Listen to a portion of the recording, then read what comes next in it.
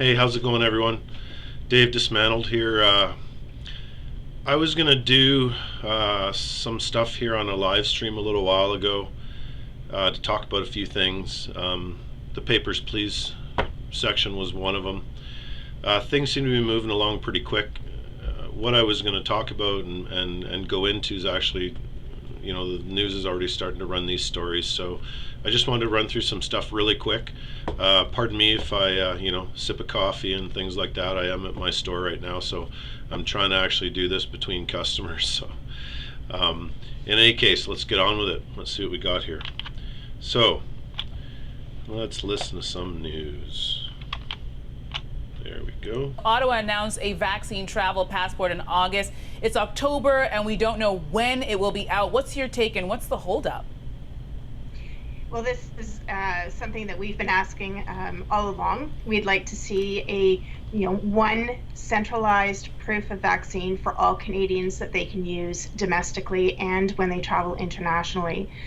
We have been talking to the provinces and really are encouraged that the provinces are willing to come together to work with the federal government. The election.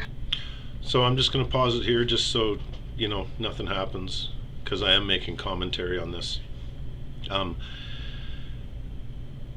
What I was going to talk about previously was the fact that the news is going to start running stories around, the unvaccinated cheating the certificates or QR codes. They ran stories on QR codes being hacked in Quebec.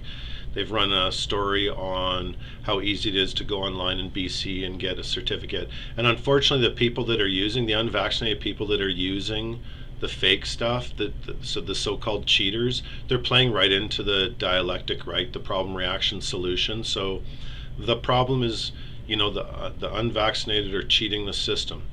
The expected reaction from officials and the fully vaccinated is going to be, how dare they, those cheaters, right? Everybody's doing their own thing. We need a standard. We need a national standard. So the cries have gone up, the cries are coming, the stories have been run. And the other thing that they're going to do as well is they're going to talk about, run stories that show the unvaccinated in a negative light. So I just wanted to keep that in mind while we're listening to this particular story here. Kind of got in our way a little bit, so I'm hoping that it's full steam ahead from here on out. All right, well, Beth, the Canadian border has been open to fully vaccinated travelers for a while now. What are you seeing? What are the travel plans like right now? They're still a little soft. There's a lot of hesitancy around traveling across the border because people are still a little uncertain about, what does that mean to be vaccinated? What does that mean to have testing back and forth across the border going each way? All right, I'm going to stop right here because in relation to this, so we'll run the other story around how the unvaccinated now, they tick on the emotions, they do all those things, right? So this was the story about, the unvaccinated family member infects lung transplant recipient. How horrible. Just kind of know that I am going to get home. Daryl Chewie doesn't have a lot of energy these days. He's been in an Edmonton hospital since testing positive for COVID-19 last month. You just don't know what's next, right? You don't know if you're going to end up back in the ICU. Like, honestly, it's not good that this gentleman's in the hospital, right? He's had a lung transplant, he seems to be older. He may have other pre-existing conditions. I don't know. It's not a good thing to be unhealthy. But Chewie has an additional reason for concern. The 63-year-old had a double lung transplant 5 years ago. Chewie and his wife got vaccinated as soon as they could, but even though he's immunocompromised and on medications, not everyone in their family did. Oh boy, not everyone in their family did. So there we go. We're going to be blaming the unvaccinated for everything that happens. May I remind you, mainstream Canadian media, that in Alberta, right now, new cases are sitting around 26%. Fully vaccinated. active cases, new cases, and hospitalized cases, you're looking at a range between 22 to 26%, and if you include partially vaccinated, we're reaching 30% there. Of new active and hospitalized cases are fully vaccinated or partially vaccinated people. You get into the 30% range now. So it's disingenuous for them to be running stories like this, especially since the partially and fully vaccinated can still catch and transmit this supposed virus. If you're still buying into that agenda and that narrative and germ theory, okay, let's just put that out there. If you're following that train of thought, then let's go down that rabbit hole like that, right? According to them, fully vaccinated people are still getting infected and transmitting the disease and ending up in hospital. That's Alberta health data on their website. Now, what I want to do in relation to this story here, I want to point out that, so now we're talking about, oh, we've got to travel nationally and internationally and across the border, and what are we going to do, and what's it mean to be vaccinated?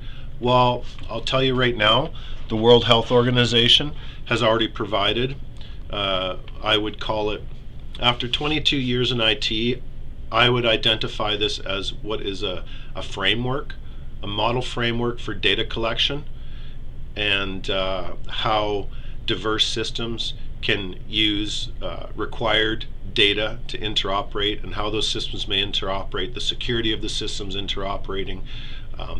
They're covering off paper versions of the digital version of the passport. So here's a document from the World Health Organization, okay? This is Web Annex B, the technical briefing.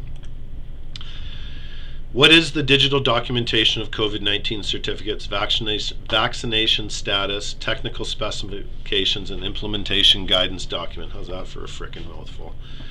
What is the digital documentation of COVID-19 certificates? Okay, it is a baseline requirements document for technology partners that are creating or overseeing the development of a digital vaccine certificate solution for COVID-19. It is written so that member states do not oversimplify, blah, blah, blah, can adopt and adhere to digital health interoperability standards. Okay, you know how many times I heard that in IT? Digital interoperability standards. How are we going to interface? What are we doing about legacy systems? How are they going to interact? What data are we going to collect? How's it going to be stored? Okay, this is definitely something familiar to me. Have the flexibility to determine which digital solutions work best for their context and local technology partners. So where are you going to fit in the framework?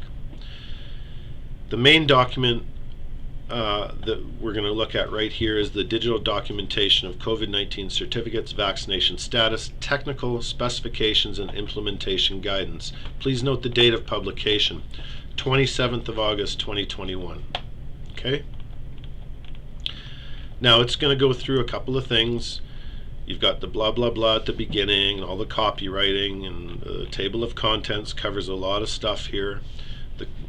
Here's where I started to see, from the IT perspective, core data set principles, core data elements, signing it. Now, when we go into the acknowledgements here, not that I'm making a statement about this, I'm just noting what's in the document that's published on the WHO's website. I will read specifically from the document at the end of the acknowledgements section. This work was funded by the Bill and Melinda Gates Foundation, the Government of Estonia, Foundation Botnar, the State of Kuwait, and the Rockefeller Foundation. The views of the funding bodies have not influenced the content of this document. Okay, so I'm going to put all the links to the news stories and to the WHO documents there. It's very interesting what's going on. The WHO is driving this with a standard so that member states, can deal with this problem of how do we track who's vaccinated, what vaccine they've had, what booster shot they're on, all these sorts of things. So it's already out there. The document's out there, how to do it is out there. The news is starting to do their job of peddling the propaganda, the outcry against the unvaccinated. Now, we all know it's not about just a vaccine passport. That's not the end game. It's just one of those incremental steps that they do. I do feel like the last year and a bit, it has to have hurried things along to try and normalize things as quickly as possible. I'm not going to speculate here as to why that is. I have my own theories about that. Perhaps I'll cover that in the future in some live streams. But be aware that all of the governments that are talking about doing their national or vaccine passports, they're all going to align internationally to international standards, right? And what better organization to align to than the World Health Organization, right? And we should thank the Bill and Melinda Gates Foundation and the Rockefeller Foundation and some of those regular players for their concern and their help in, bringing this digital framework forth. Yeah, right. Anyways, I just wanted to bang this one out quick. Hopefully I can get a live stream done in the future. Please like, share, subscribe, make some comments, even if you don't agree. It helps me on YouTube with their crap algorithms and whatever it is they're doing. So anyways, that's it. Take care. Thanks for listening. Have a great day. Talk to you later.